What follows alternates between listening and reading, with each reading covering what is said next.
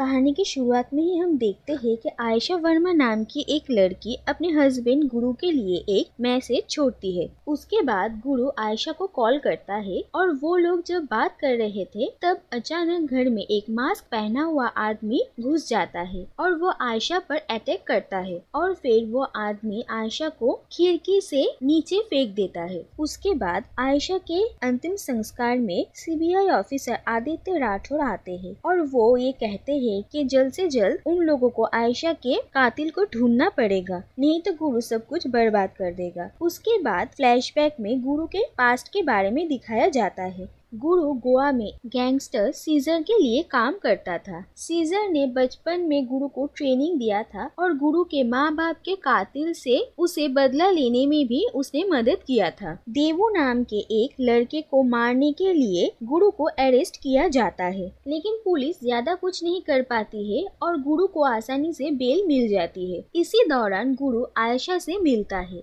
आयशा एक ऑप्टिमिस्टिक लड़की है जो कि बहुत जल्द अपनी बीमारी के वजह से मरने वाली थी, लेकिन मरने से पहले वो अपने कुछ विश को पूरा करना चाहती थी और आयशा की बीमारी के बारे में जानकर गुरु भी उसके इन सारी विश को पूरा करने में उसकी हेल्प करना चाहता है और इसी दौरान गुरु और आयशा एक दूसरे से प्यार करने लगते हैं। दूसरी तरफ देवू नाम के जिस लड़के को गुरु ने मारा था, उस लड़के की माँ गुरु के खिलाफ गवाही देने से मना कर देती है, जिसकी वजह से गुरु इस केस से बाहर निकल जाता है। लेकिन देवू की माँ गुरु को ये बद्दुआ देती है कि वो भी अपने आंखों के सामने किसी अपने को मरता हुआ देखेगा और यही उसके किए की सजा होगी। उसके बाद गुरु आयशा से शादी कर लेता है और उसके ट्रीटमेंट के लिए उसे मुंबई लेकर जाता है और ट्रीटमेंट के बाद आयशा धीरे धीरे ठीक होने लगती है और गुरु भी गुंडागर्दी छोड़कर अब सही रास्ते पर चलने का फैसला लेता है। उसके बाद आयशा और गुरु खुशी खुशी रहने लगते हैं और एक दिन आयशा की डॉक्टर फोन कर कहती है कि वो प्रेग्नेंट है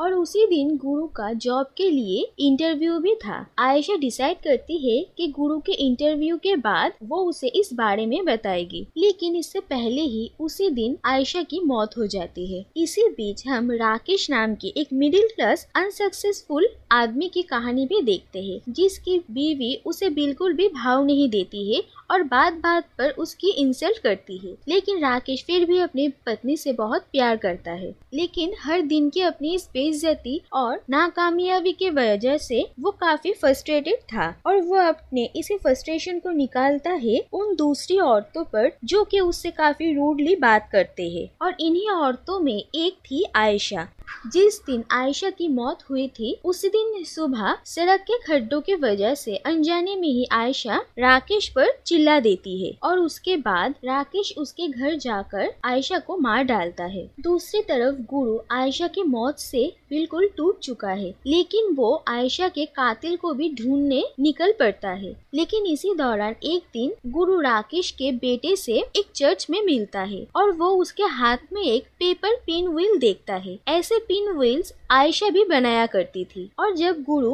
उस बच्चे से पूछता है कि उसे ये किसने दिया, अपने पापा का नाम लेता है और उसके बाद गुरु उसे उसके घर तक फॉलो करता है और उसे पता चलता है कि राकेश ने ही आयशा का खून किया है और उसके बाद गुरु राकेश को उसी के बॉस को मारते हुए पकड़ लेता है और फिर वो राकेश को बुरी तरीके से मारता है, लेकिन फिर उसे पैसों के साथ एक बहुत बड़े हॉस्पिटल के सामने भी छोड़कर आता है, क्योंकि गुरु राकेश को एक बार में ही जान से नहीं मारना चाहता है। वो धीरे धीरे करके राकेश को सजा देना चाहता है और उसी हॉस्पिटल में गुरु आयशा के डॉक्टर से मिलता है और उन्हीं से उसे पता चलता है कि आयशा प्रेग्नेंट थी। इस बात से गुरु को और भी ज्यादा दुख पहुंचता है और राकेश के ऊपर उसका गुस्सा भी बढ़ जाता है। इसी दौरान हॉस्पिटल में एक नर्स राकेश की पत्नी सुलोचना के साथ थोड़ा रूडली बात करती है, जिसकी वजह से राकेश उस पर गुस्सा हो जाता है और मौका देखकर उस नर्स पर हमला कर देता है। लेकिन अहम वक्त पर गुरु वहाँ पर आ जाता है और उस नर्स को बचा लेता है और राकेश को फिर से बहुत मारता है। दूसरी तरफ पुलिस को भी ये पता चल जाता है कि राकेश ही इन सारी औरतों का मर्डर कर रहा है और उसके बाद पुलिस सुलोचना को सवाल जवाब करने लगती है। उसके बाद धीरे धीरे राकेश को भी समझ में आता है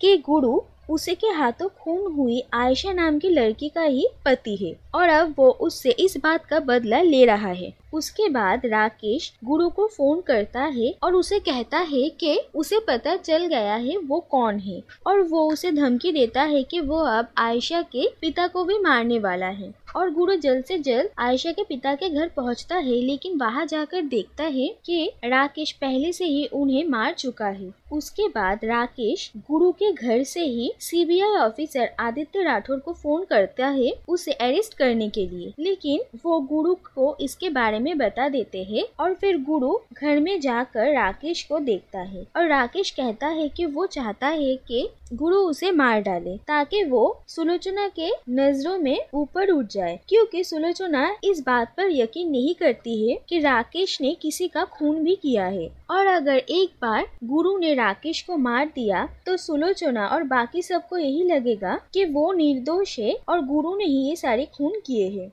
और उसके बाद गुस्से में गुरु राकेश को बुरी तरीके से मारने लगता है। तभी गुरु को सीजर का कॉल आता है और वो कहता है कि आयशा का बदला लेने के लिए वो गुरु की मदद करेगा और वो अभी राकेश के ही घर में है और उसके बीवी बच्चे को बंदी बनाकर रखा है और फिर वो सुलोचना को मार डालते हैं और सीजर कहता है कि राकेश के बेटे को वो गुरु के लिए बचा कर रखता है, गुरु आकर ही उसे अपने हाथों से मारेगा। और फोन में राकेश और गुरु ये सब कुछ सुनते हैं और सुलोचना को मारने के बाद राकेश को काफी गुस्सा आ जाता है और फिर वो गुरु को मारता है। और ऐसे ही हाथापाई के दौरान गुरु और राकेश खिड़की से नीचे गिर जाते हैं और सड़क में राकेश एक गाड़ी के नीचे आ जाता है और उसकी मौत हो जाती है। उसके बाद गुरु राकेश के घर में जाता है, लेकिन राकेश के बेटे को देखकर उसे अपने बचपन की याद आ जाती है और वो उसे मारता नहीं है।